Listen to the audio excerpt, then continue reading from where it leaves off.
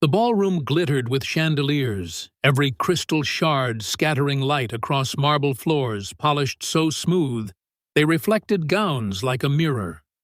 Laughter mingled with the clinking of champagne glasses, an orchestra's strings humming softly from the corner, as the city's wealthiest gathered to celebrate the birthday of Eleanor Whitmore, the mother of one of the nation's youngest billionaires.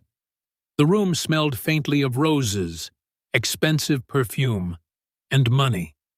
The kind of money that clung to walls, to air, to people, like an invisible crown. But beneath the shimmer of elegance, tension coiled like a snake. At the far edge of the room, away from the spotlight, a young maid adjusted the silver tray she carried. Her name was Amara, 24 years old, black, her hair tied neatly back beneath a simple cap.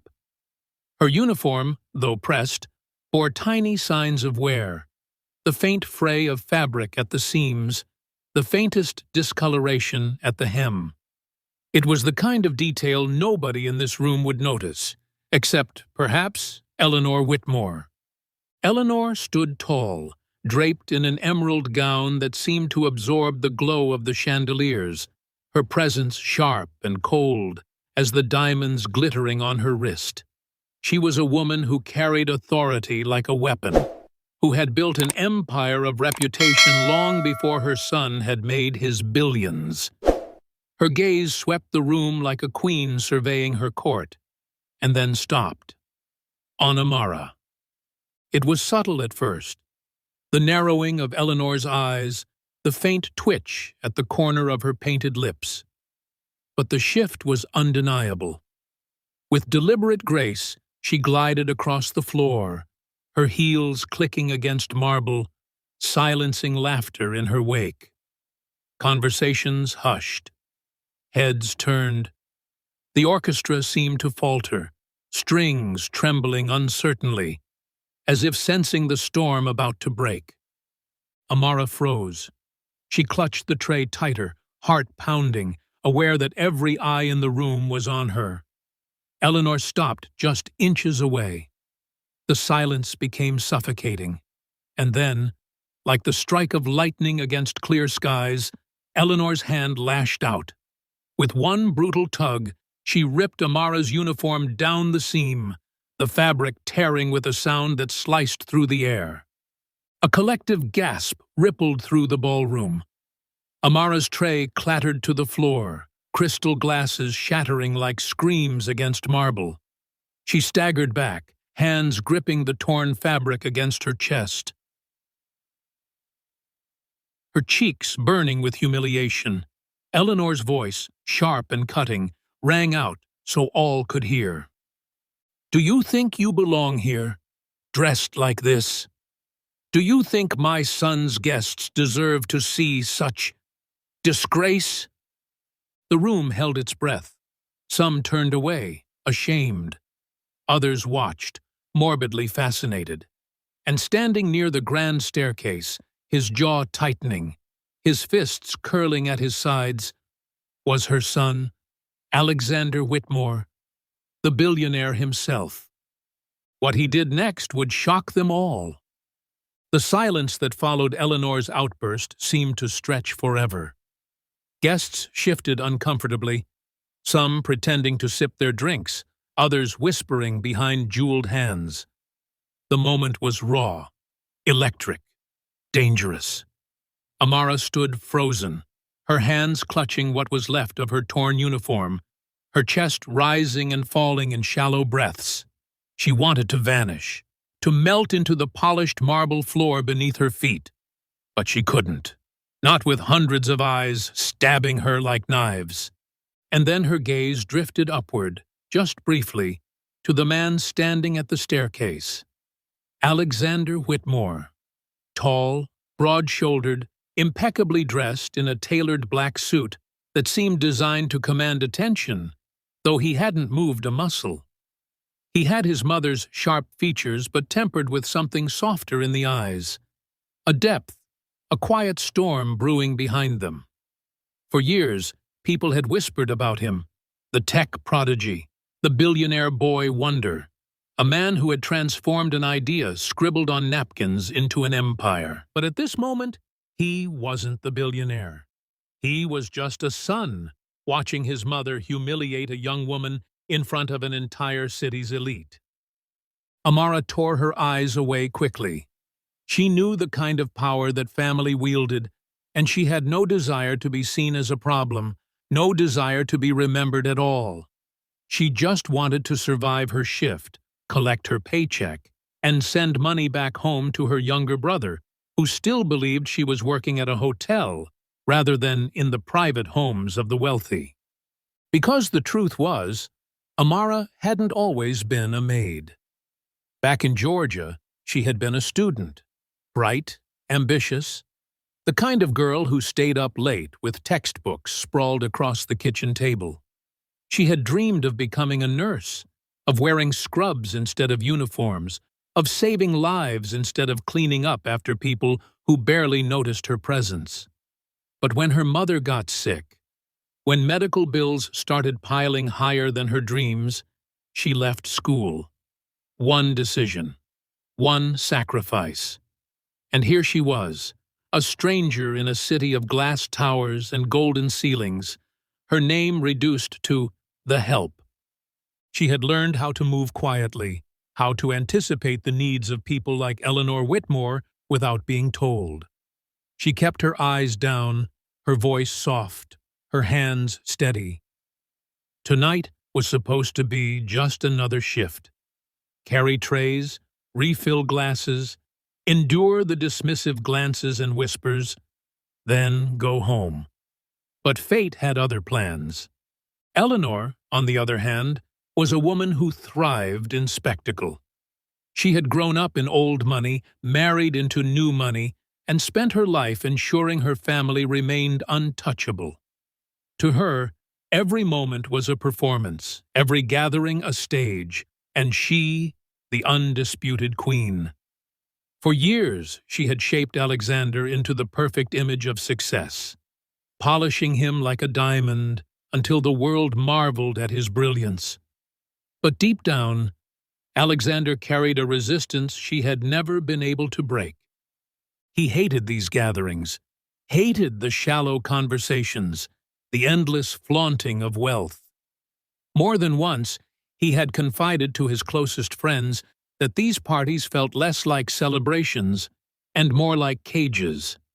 But he attended anyway, out of duty, out of respect for the woman who had raised him, even if her definition of love was often control wrapped in silk. And tonight, that control had turned cruel.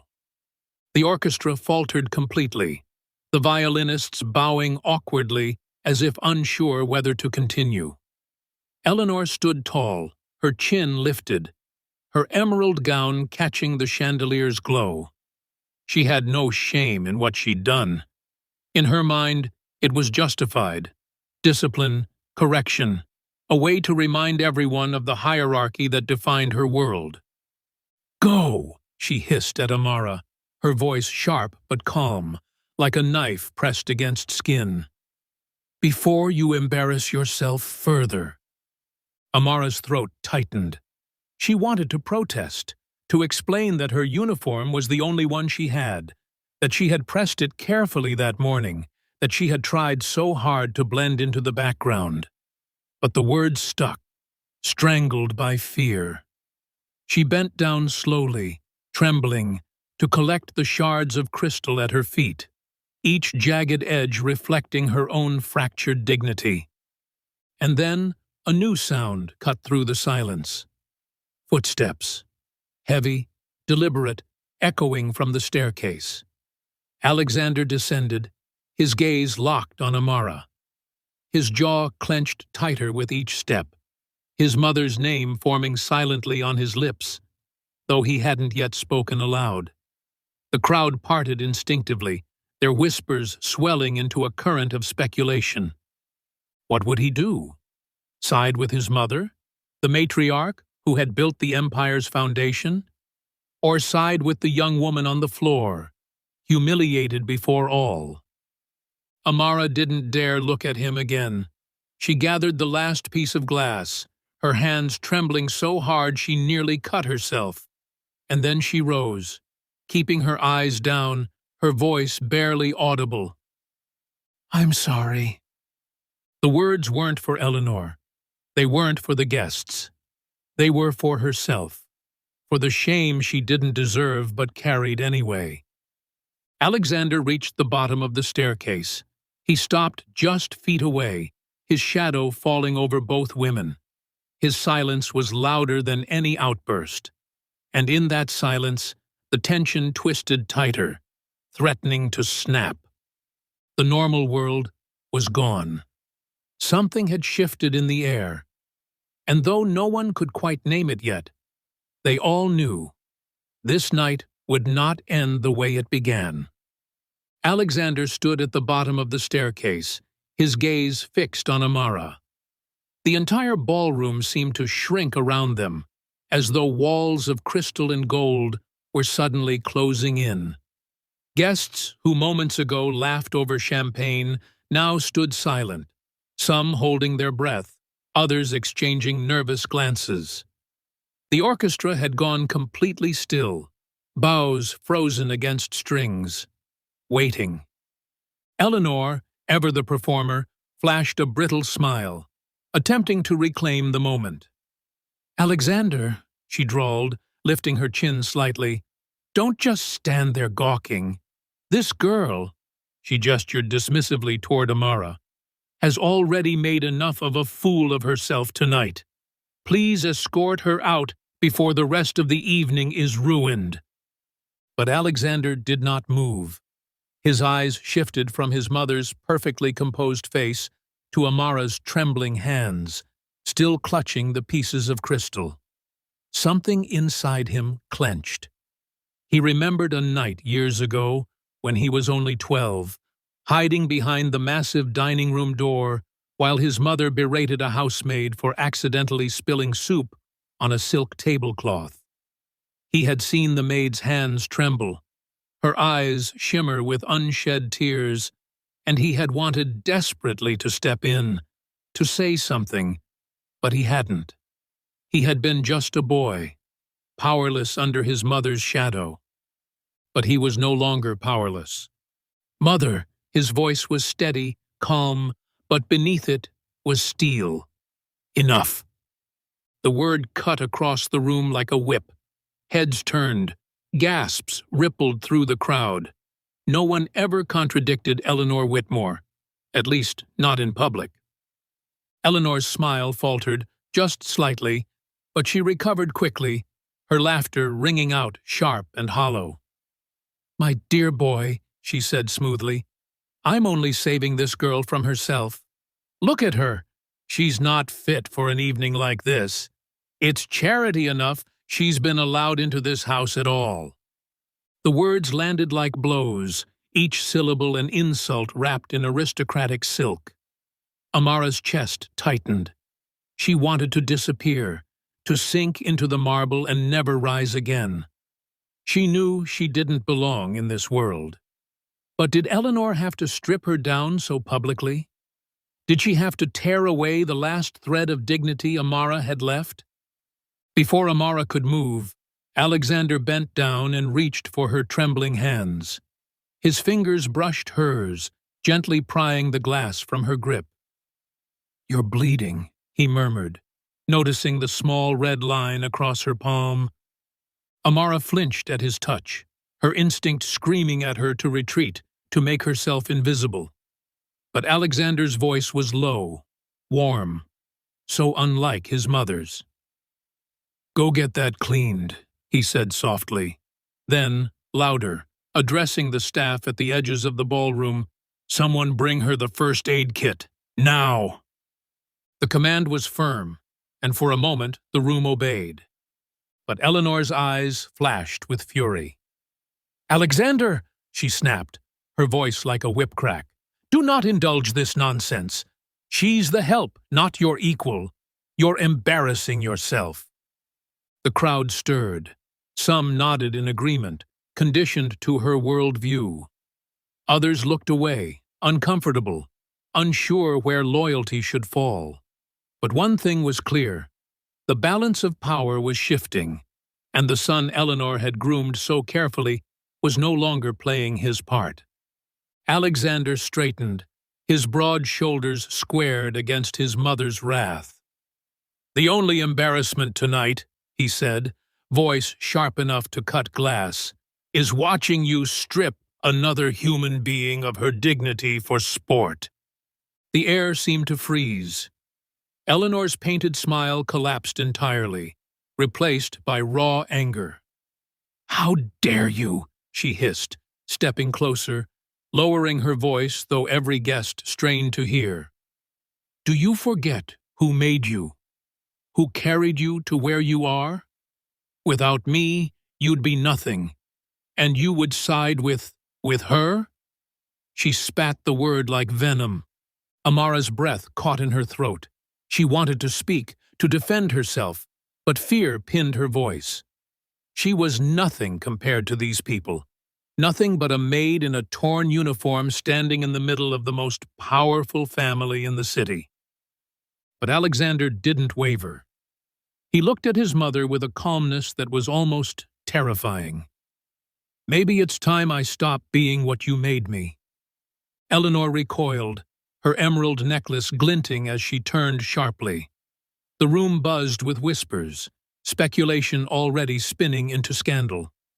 She saw it, the headlines, the gossip columns, the vultures circling, and it enraged her.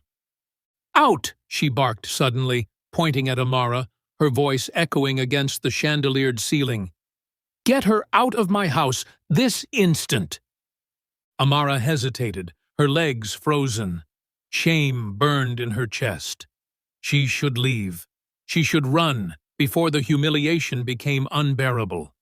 But then she looked up, just briefly, into Alexander's eyes. For the first time she saw something there she had never seen in anyone from this world. Recognition. Not pity. Not superiority. Recognition of her pain. "I'm not going anywhere," Alexander said firmly, his voice carrying above the crowd. "Not until this is set right." Gasps broke again. Eleanor's face turned crimson, the perfect mask finally cracking. She turned to the guests, desperate to regain control. "Ladies and gentlemen," she began, her voice dripping with false composure, "forgive the disruption. Some people don't know their place."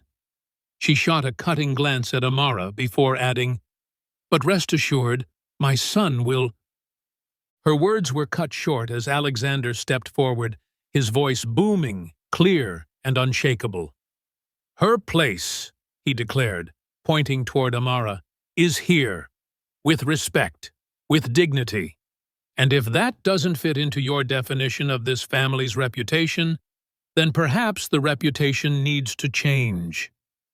The ballroom erupted, some guests clapping cautiously, others whispering furiously, scandalized.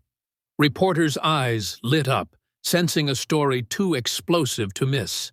Phones that had been tucked away discreetly earlier in the evening now flashed with the glow of recording screens. Amara's heart pounded. She wanted to tell him to stop, that he was risking too much. But deep inside, beneath the fear, something long dormant stirred, the faintest spark of hope. For years she had carried silence like armor, swallowing every insult, every dismissal, every reminder that her dreams had been traded for survival. But tonight, for the first time, someone was speaking for her, someone with power, someone unafraid. And Eleanor, furious, cornered, wasn't done yet. She stepped closer to her son, her voice a venomous whisper only he could hear, though the guests strained to catch every word. "You'll regret this, Alexander. Don't think for a moment this girl is worth destroying everything we've built. She's nothing. She'll drag you down." Alexander's jaw tightened. He leaned in, his words sharp, final. If defending her dignity destroys everything you've built, then maybe it deserves to be destroyed. The rising tide of whispers swelled into chaos.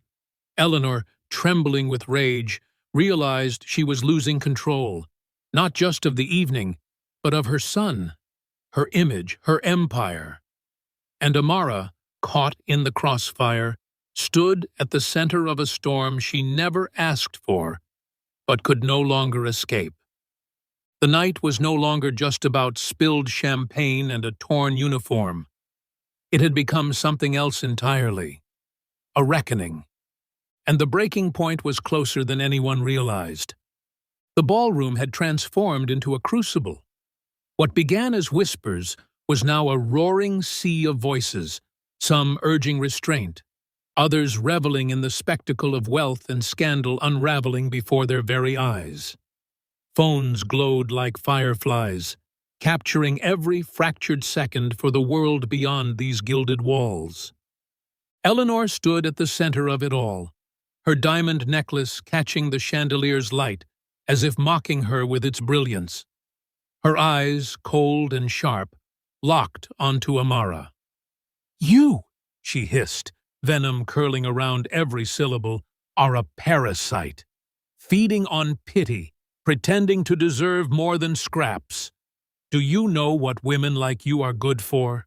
Scrubbing floors, wiping silver, not standing in front of me in my house in a dress you couldn't afford in 10 lifetimes." The words struck like knives, each one slicing deeper. Amara's hands trembled at her sides. She had endured humiliation before, quiet insults muttered in hallways, sneers from guests who never looked her in the eye. But never like this. Never so raw, so public, so final. Her throat burned, but no words would come. Alexander stepped forward, fury simmering beneath his calm exterior. "Mother, stop!" But Eleanor wasn't finished. Her voice rose, sharp and commanding, meant to crush not just Amara, but the son who dared defy her. "You think this maid is your equal? You would throw away everything, your inheritance, your legacy, for a girl who doesn't even belong in the same room as you?" Her hand shot out suddenly, gripping Amara's torn uniform sleeve, yanking her forward like a criminal dragged before judgment. The sound of fabric ripping echoed in the ballroom. Amara gasped, stumbling into the circle of light cast by the chandeliers, every eye devouring her humiliation.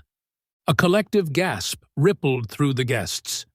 Even the most hardened socialites shifted uncomfortably now, uneasy at the raw violence in Eleanor's gesture. The image was too stark. An heiress dragging a black maid by her clothes in front of hundreds, as if centuries of oppression had been distilled into this single brutal moment. "Let her go!" Alexander's voice cracked like thunder. He surged forward, pulling Eleanor's hand off Amara with a force that startled everyone. For the first time in her life, Eleanor stumbled backward, her composure shattered. The room froze. Eleanor's face twisted, her perfect mask slipping into something raw and vicious. "So this is it then," she spat. "My own son betrays me. For her. Do you have any idea what you've done? The Whitmore name will be in ruins by morning." Alexander stood tall, his chest heaving, his hand gently shielding Amara behind him. "If protecting her ruins the Whitmore name," he said, his voice ringing through the hall, "then it deserves to be ruined." Gasps again. Some clapped hesitantly, others recoiled, scandalized. Cameras zoomed in. Reporters' eyes widened. This wasn't just gossip anymore. This was history. Amara's knees buckled. Tears blurred her vision, not from weakness, but from the sheer weight of what was happening. For the first time, someone wasn't just defending her in whispers or behind closed doors. Alexander was standing in front of the world, throwing away everything for her dignity. Eleanor's rage boiled over. She lunged forward again, her voice shrill with desperation. "You stupid boy! She'll destroy you. She'll destroy everything. She's nothing but a liar, a manipulator. Do you think she cares about you? She's using you." The words hung heavy, poisonous, but Alexander didn't flinch. He turned, looking not at his mother, but at Amara.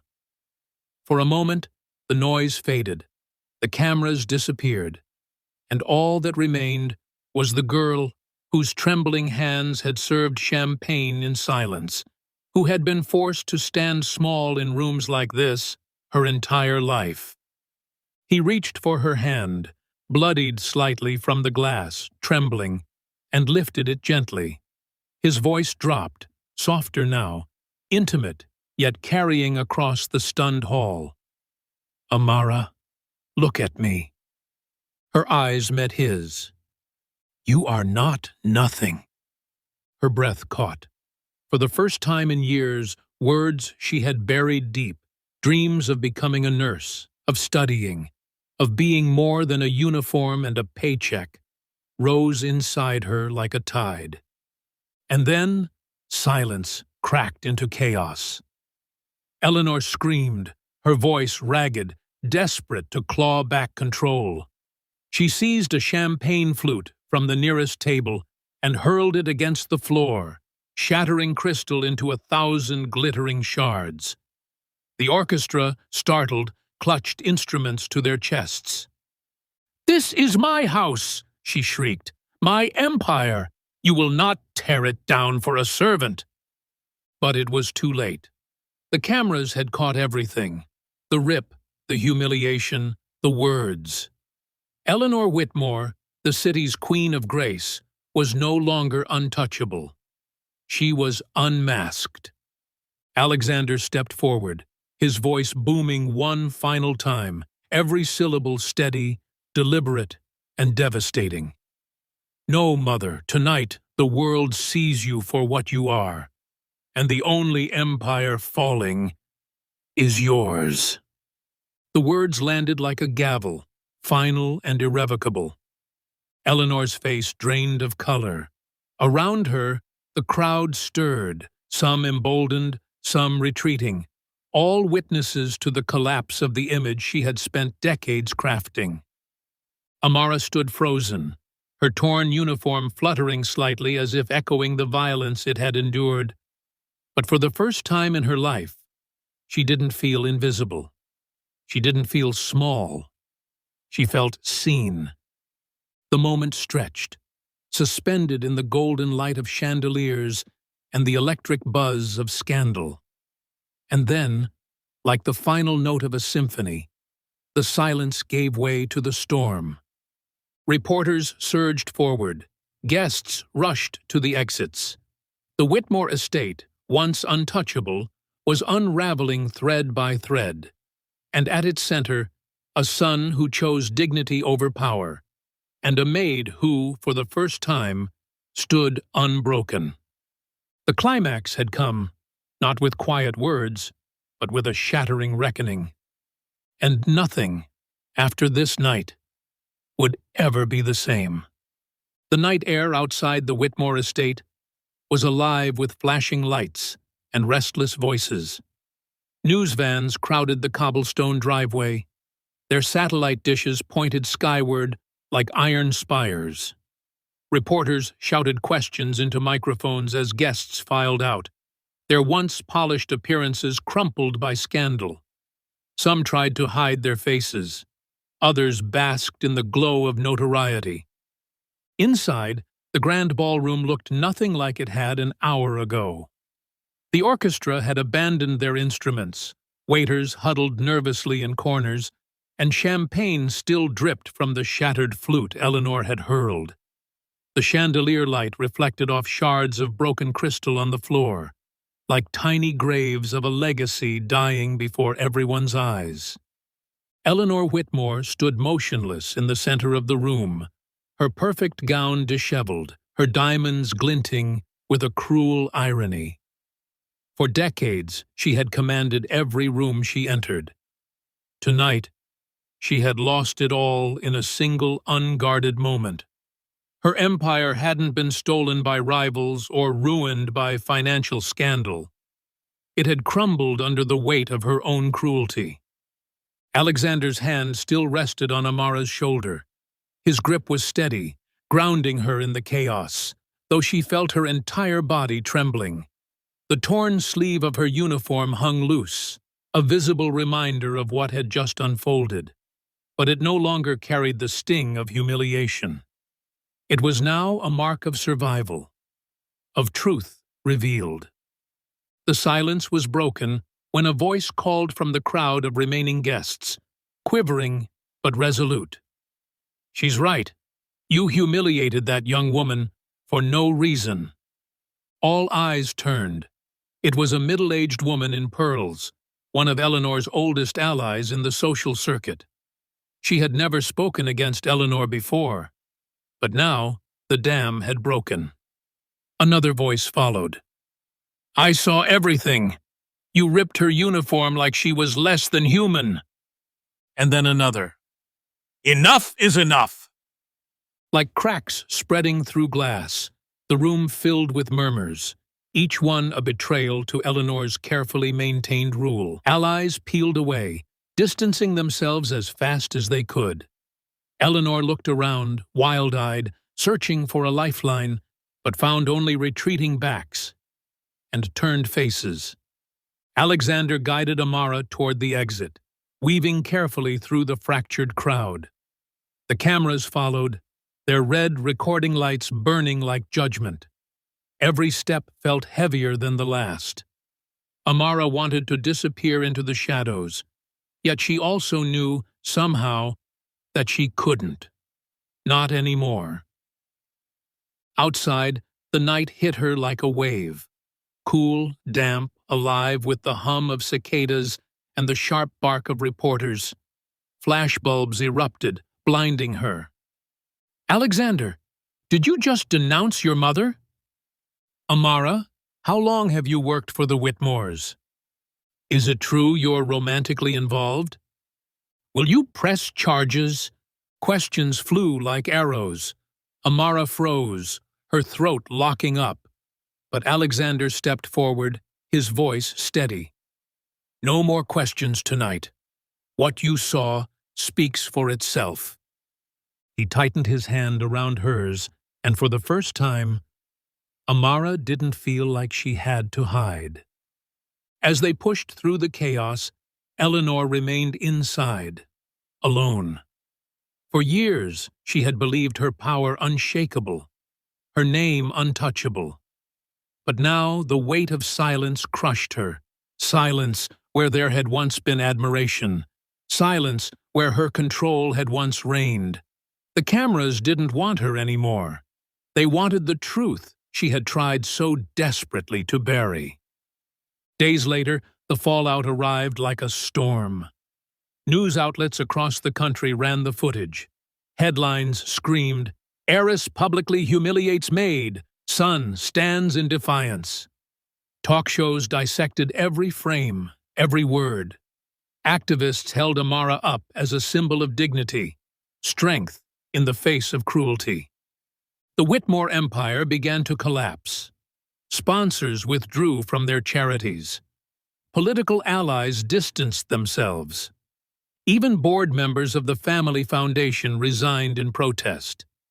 Eleanor's image, once pristine, was now forever stained.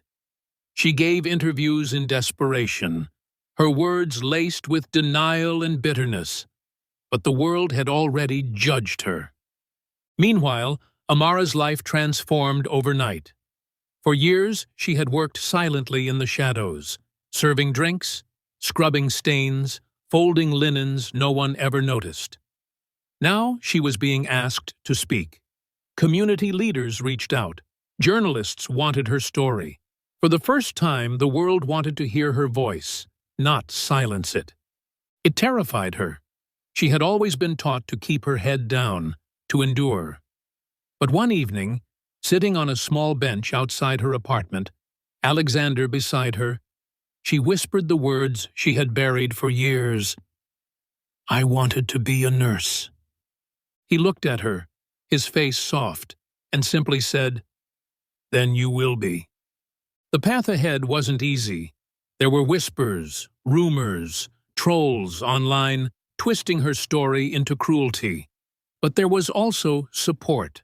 Strangers sending messages of love, teachers offering scholarships, organizations extending their hands. The world had seen her humiliated, yes, but it had also seen her resilience. Eleanor, meanwhile, faded into isolation. Once surrounded by admirers, she now lived in a mansion that felt more like a mausoleum. Newspapers occasionally ran photos of her, alone, walking to her car, head down. She had become a cautionary tale. How arrogance and cruelty could destroy everything, no matter how high the walls of wealth. For Alexander, the choice to defy his mother came with a price. He walked away from his inheritance, from the fortune that had defined his life. But he didn't regret it. The night he pulled Amara out of the spotlight, shielding her with his body, something inside him shifted. For the first time, he wasn't living for a family name. He was living for truth. And for Amara, the torn uniform sleeve became more than a reminder of pain. She kept it, folded carefully in a box. Not as a symbol of what Eleanor had done, but as proof that dignity could survive even the deepest wound. Months later, as she walked across a small stage at a community college, holding the certificate that marked the beginning of her journey into nursing, she thought back to that night, to the ballroom lights, to the cameras, to Alexander's voice, steady and unshakable. "You are not nothing." Those words had changed her life, but more than that, they had sparked a question in everyone who watched the video, everyone who shared it, everyone who whispered about it late into the night. How many Amaras had been silenced before? How many lives had been crushed by people who believed they were untouchable? The story was no longer just about a maid and a billionaire's mother. It was about every unseen worker, every silenced voice, every soul who had been told they were less.